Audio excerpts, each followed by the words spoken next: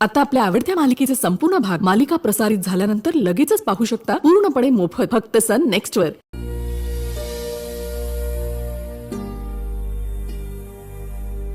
देवा, माझ्या गिरिजासाठी एखादा चांगला पोरगा बघ।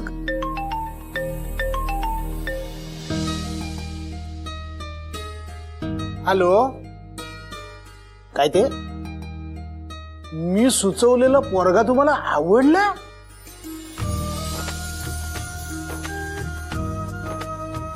देवा, तू लगेच मार्ग दाखवलास। माझं काय त्यात? हॅलो हॅलो, तर एक मिनिट हा, नेटवर्कचा जरा प्रॉब्लेम आहे, महत्वाचा कॉल आहे माझा। हॅलो हॅलो, हा हॅलो हॅलो हॅलो, हा आवडला ना मुलगा?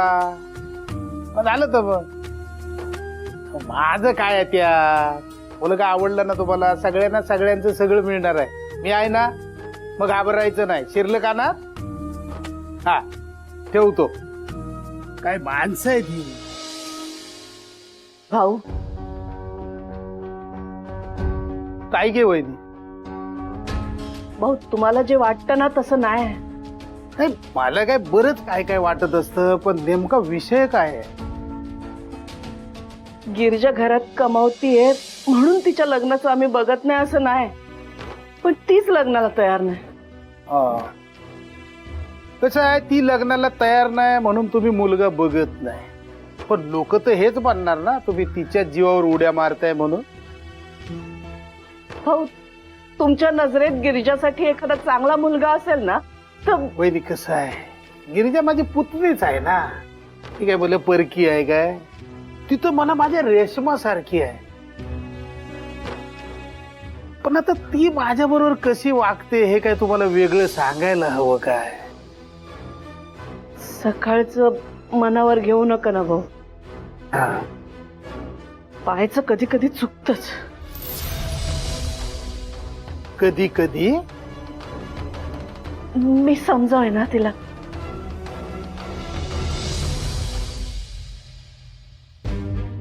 ठीक आहे, आता तुम्ही बोलताय तर बघतो मी तिच्यासाठी मुलगा,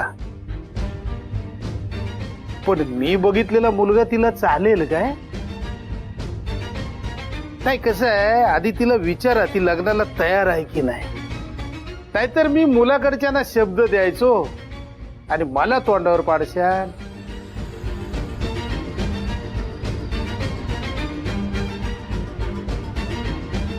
भाऊ, तुम्ही मुलगा शोधा, गिरिजाला तयार करायचं माझ्याकडे राहिलं। माझी बाय माझ्या शब्दाच्या पुढे जाणार नाही।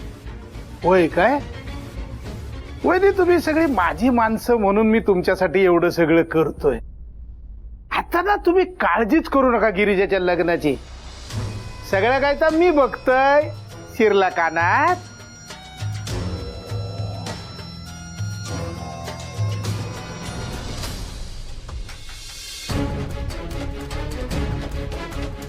गिरिजा, आता तुझी काळजी मला करावीच लागेल।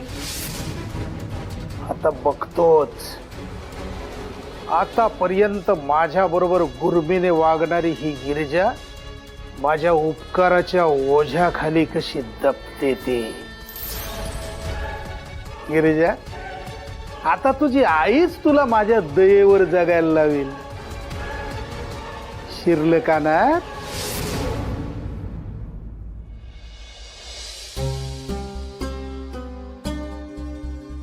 भाऊ,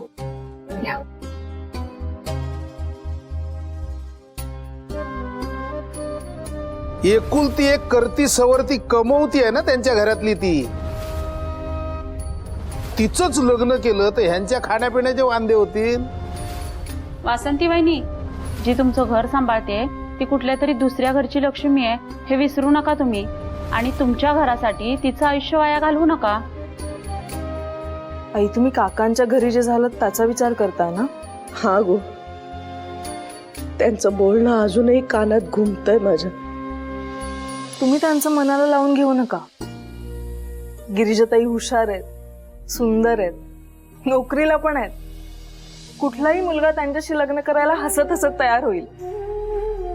गिरिजा तिचं लग्न ये हो ग.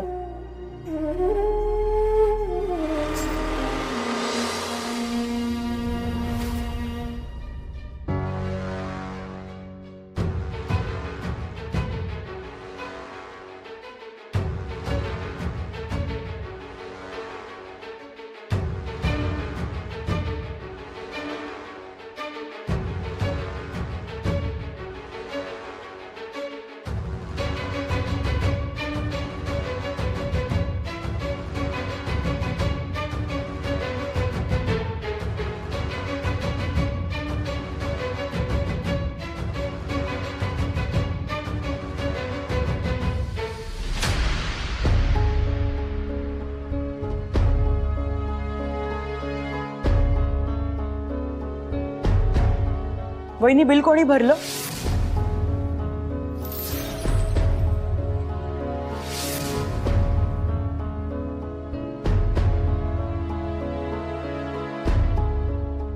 नाही, ते लाईट बिलाचं असं झालं की लाईट बिल प्रसादने.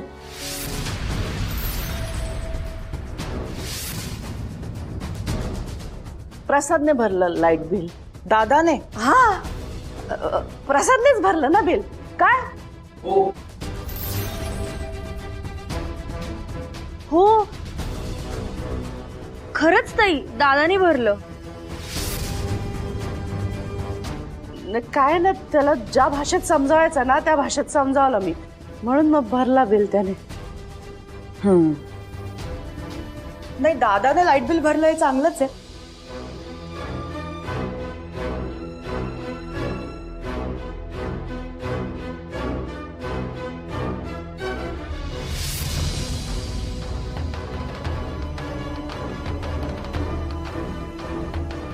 पैसे कुठून आले?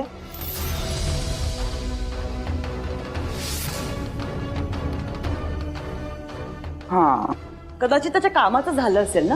हा बरोबर, तसं समजूतदार आहे ग तो. जबाबदारीचं भान येतंय,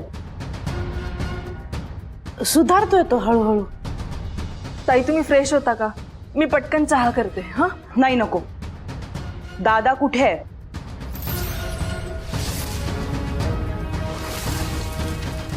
ते त्यांची मीटिंग. बायको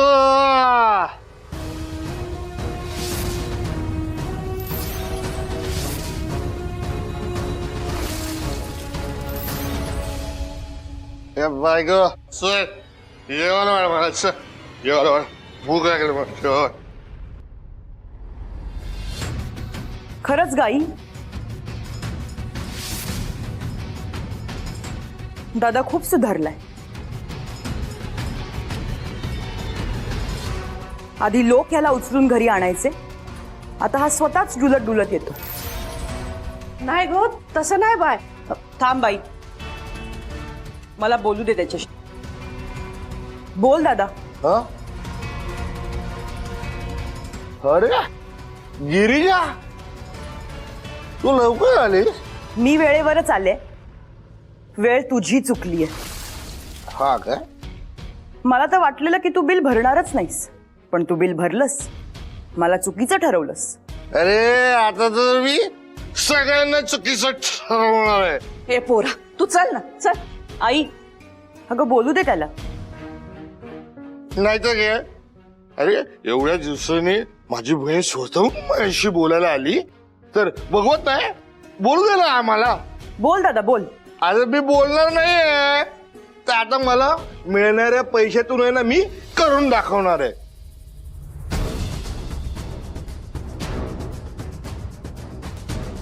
हे गिरिजा, आता तू नर्स बीच नोकरी वगैरे ती काय करायची नाही. हा, मग काय करायचं? आता तू म्हणजे हॉस्पिटलला जायचं. हा, पण ते नर्स म्हणून नाही, हा तर हॉस्पिटलची मालकीन बनून जायचं. कारण ते हॉस्पिटल आता मी विकत घेणार आहे. हा प्रसाद मयेकर.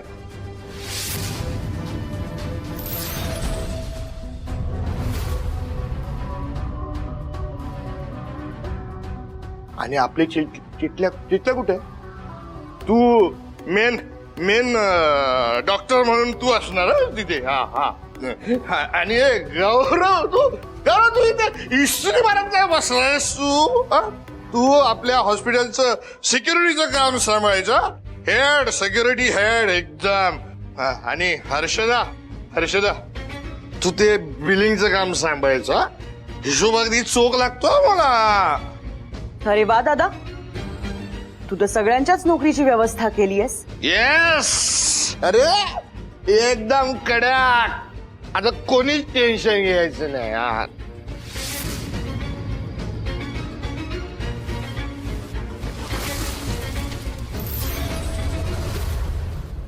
आई खरंच ग, दादा खूप सुधारलाय. हा, तो बोलतोय ना तसं करेल. लवकरच या घराची जबाबदारी घेईल तो. तो समजूतदार जबाबदार झालाय.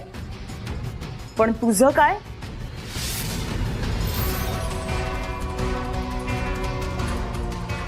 तू बेजबाबदार वागली आहेस, त्याचं काय?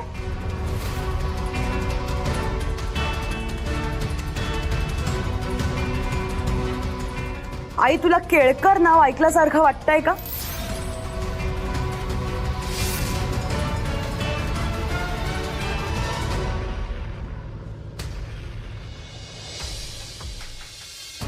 केळकर तर आपल्या सराफांचं नाव आहे. आई तुला आठवतंय का? आपण जेव्हा दागिने गहाण ठेवतो तेव्हा सराफाकडून आपल्याला एक रिसीट मिळते. ही रिसीट घेऊन येणं ही आपली जबाबदारी आहे.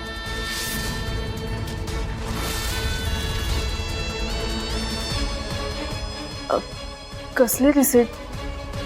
ताई तुम्ही काय बोलताय?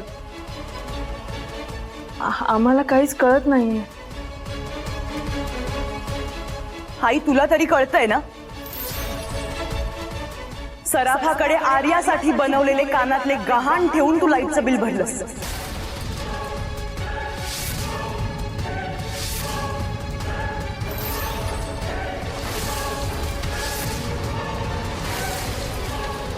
तू ती रिसीट विसरलीस म्हणून त्यांनी मला कॉल करून ती रिसीट माझ्याकडे दिलीये.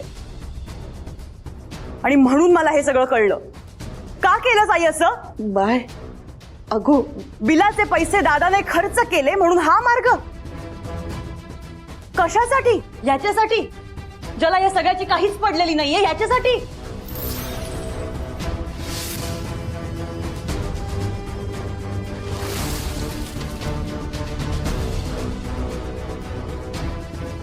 अरे बोला ना, आता का शांत बसलात सगळे? ताई, आर्याच्या कानातल्यांबद्दल काहीच माहित नव्हतं आम्हाला. पण दादाने बिल भरलं नाहीये हे तरी माहित होतं ना?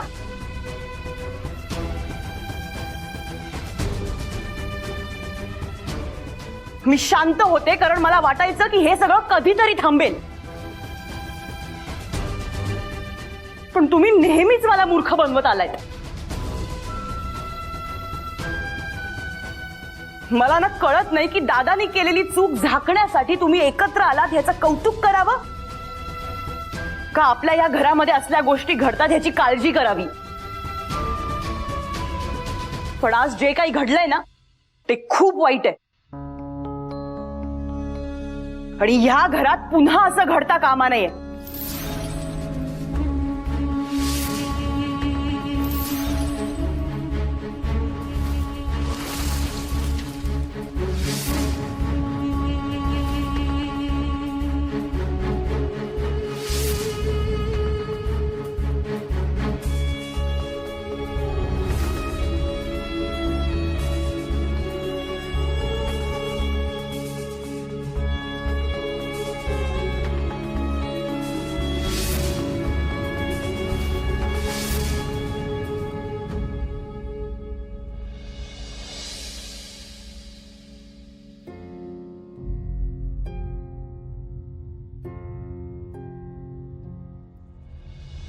आई काय ग, झोपली नाहीस अजून?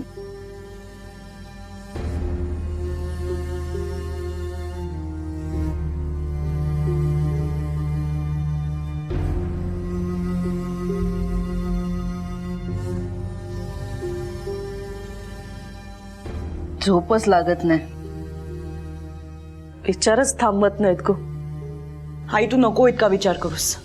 आर्याचे कानातले मी सराफाकडून सोडून आणीन. तू जाऊन झोप.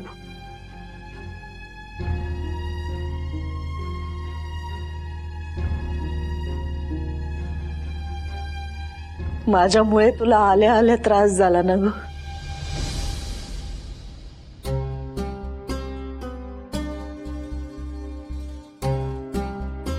आई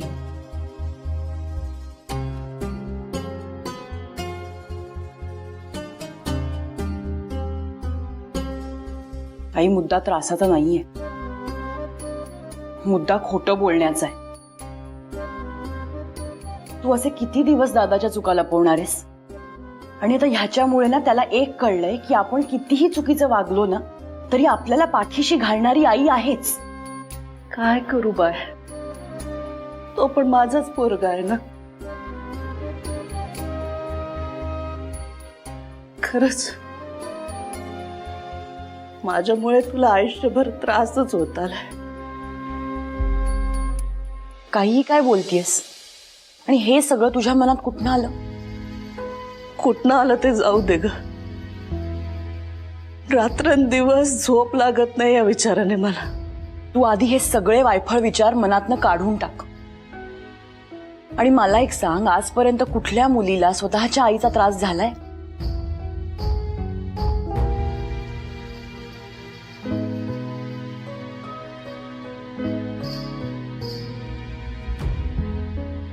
पण मी तुझं आयुष्य बिघडवते ना गो. आई, अगं आई, तुझ्यामुळे काहीही होत नाहीये. मी आनंदात आहे. आपण सगळे आनंदात आहोत. आता पुढे मागे हर्षदाला नोकरी लागली, सुचित्रा डॉक्टर झाली, गौरव पोलीस झाला, तर आपल्या घरात आणखीन आनंद येईल. पण हे सगळं करताना तुला तुझा आनंद मिळत नाही त्याचं काय? लोक बोलतात या घरातली तू एकटी कमवतीये म्हणून या घरातले म्हणजे मी तुझं लग्न होऊ देत नाही. तुम्ही काकांकडे पूजेला गेलेलात ना? हा, आता मला कळलं हे सगळं तुझ्या मनात कुठनं आलंय ते. तसं नाही गो. हे बघ आई, तुला काकांबद्दल आदर आहे म्हणून आपण सगळेच त्यांच्याशी होईल तितकं चांगलं वागायचा प्रयत्न करतो आणि ते त्याचाच गैरफायदा घेतात. अगं हे असंच होत आलंय. त्यांना असं वाटतं की आपण त्यांचा आदर करतो म्हणजे त्यांच्याशिवाय आपलं अडतं, आणि ते तसं नाहीये आई. तुझ्या चुलत्याचा लोकांचं सोड, पण या घरच्या परिस्थितीमुळे तू लग्न करत नाही हे तर खरं आहे ना. मला सांग, आपल्या घरची चूल लोकांमुळे पेटते का? नाही गो. मग माझ्या लग्नाबद्दल, माझ्या आयुष्याबद्दल बोलण्याचा हक्क लोकांना कोणी दिला? आणि आपण का ऐकायचं लोकांचं? पण मी आई म्हणून तुझ्या लग्नाचा विचार करायलाच पाहिजे ना. हे बघ, तू लोकांचा चुलत्याचा विषय मध्ये आणून ना तुझ्या लग्नाच्या विषयाला फाटे फोडू नको. अगं आई, हे बघ, मी आई आहे ना तुझी. आईचं ऐक ना. लग्नाचा विषय मनावर घे. त्या लोकांची तोंड बंद करायची एक संधी दे गो मला.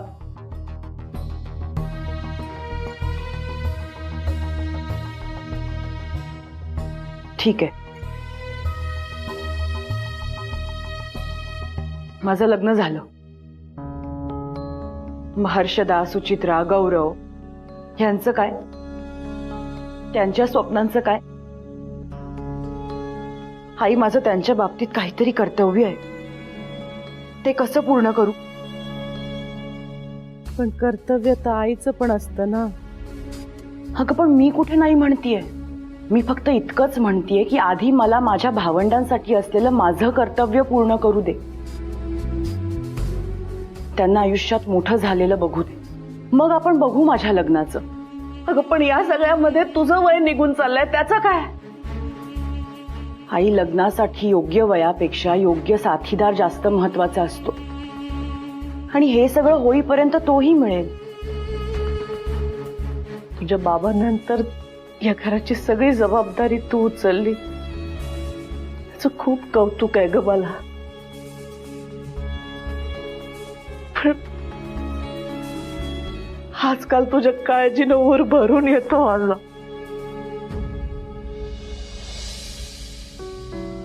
अगं माझी बाय, मी काहीही वेगळं करत नाहीये. एका मुलीला स्वतःच्या घरासाठी जे केलं पाहिजे ना तेच करते. आणि हो, राहिला प्रश्न माझ्या लग्नाचा, तर तो माझ्या आयुष्याचा खूप मोठा निर्णय आहे आणि तो मीच घेणार. त्यामुळे जोपर्यंत मी स्वतःहून तयार होत नाही तोपर्यंत तू माझ्या लग्नाचा विचार करूही नकोस. असं कसं नको करू? लोकांच्या बोलण्याचा माझ्या मनावर काय परिणाम होत असेल याचा एकदा तरी विचार कर. आणि त्याबद्दल तुला जर काहीतरी वाटत असेल ना तर तुझा निर्णय बदल बाय. वेळेत लग्न कर, तेव्हाच मला काय ती सुखाची झोप लागेल. बघ, विचार कर.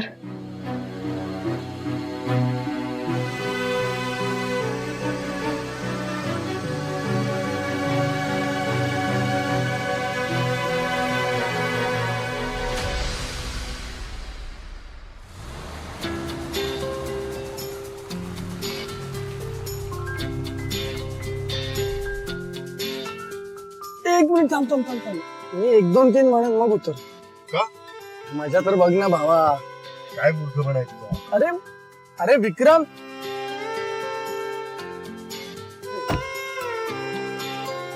Sir please please please 1 selfie.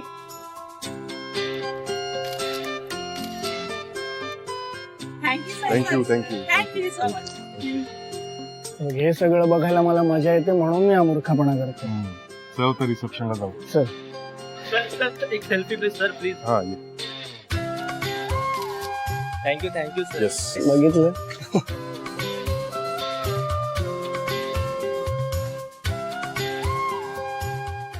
Thank you.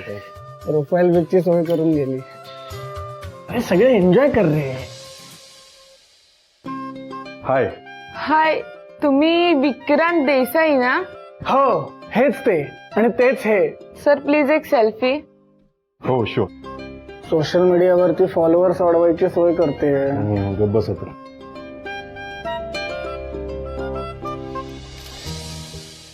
Sir मी तुमची काय हेल्प करू शकते? मला गिरिजा मयेकरला भेटायचं होतं. ठीक आहे, कनेक्ट करते मी. हा.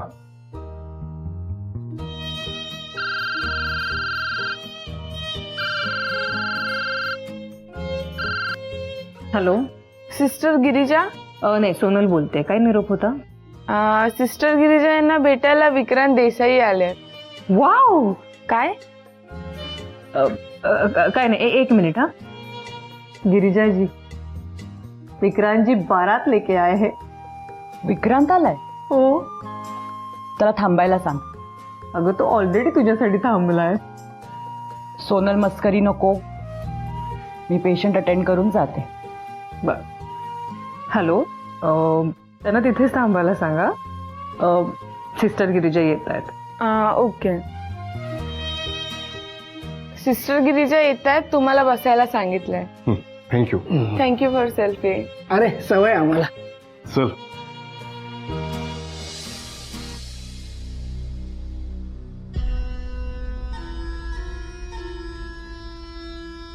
वहिनी, तो मिक्सर पहिला बंद कर, नाही तर फोडून टाकीन, 2 तुकडे करीन त्याचे.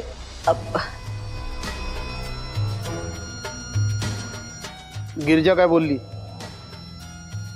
हा लग्नाचा विषय तिला पटतोय ना? तो विषय मी तिला पटवून देईन. पण खरंच तुम्ही गिरिजासाठी एखादा चांगला मुलगा बघाच. तुम्ही तिच्यासाठी मुलगा बघा आणि गिरिजाने ऐनवेळेला नकार दिला तर? नाही, बाय तसं नाही करणार. कशावर?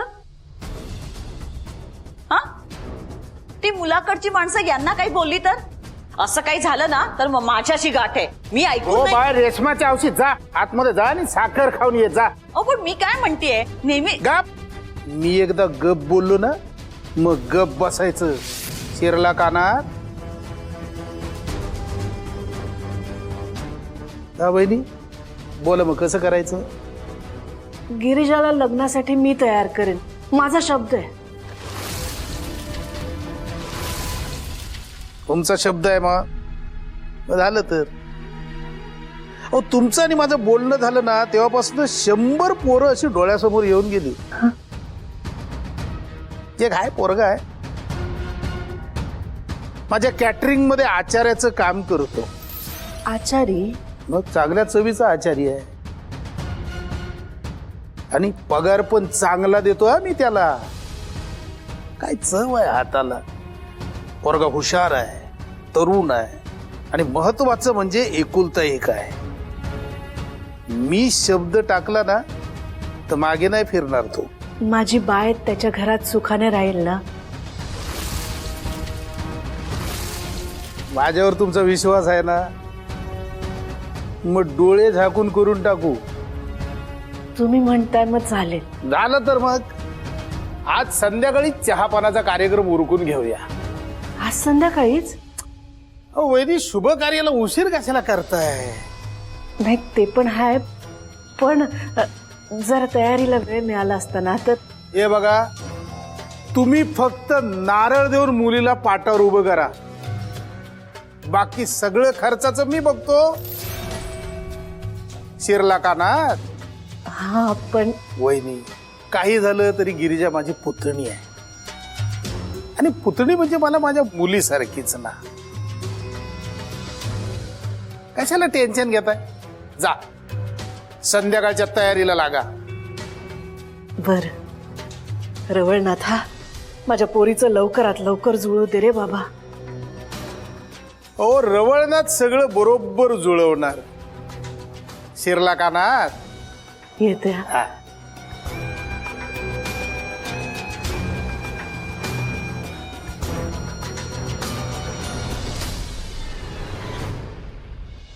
झालं तुमचं? मी काही बोलू? तू काहीही बोलायच्या आधी मला नीट ओळखून घे. काय ओळखू मी तुम्हाला? सांगा ना काय ओळखू? हो ती तुम्हाला गिरिजा डोळ्यासमोर धरत नाही आणि तुम्ही तिच्या लग्नाचा खर्च करायला निघालाय. खर्च नाही, कर्ज. गिरिजाला आपल्या कर्जाच्या बोजाखाली दबून टाकायचं. आतापर्यंत तुम्ही हेच करण्याचा प्रयत्न केलात ना, पण काही होतंय का? होणार होणार सगळं होणार. हे तुला कळत कसं नाही? तिचा होणारा नवरा जो माझ्याकडे आचारी म्हणून काम करतो, म्हणजे तो माझा नोकर, तो गिरिजाबरोबर लग्न केल्यानंतर तिचा नवरा होणार. आता गिरिजाचा नवरा माझा नोकर म्हणजे गिरिजा पण माझी नोकर झाली की नाही? नाही ते सगळं बरोबर आहे, पण तुम्ही तिच्या लग्नासाठी पैसे खर्च करणार आणि पैसे ते पैसे चिंचो का नाही? अरे जाऊ दे, पैसे पैसे गेले तरी मोठा फायदा होणार आहे. तुझ्या आत्ता लक्षात येत नाही. तुला आता काहीच कळत नाही ना.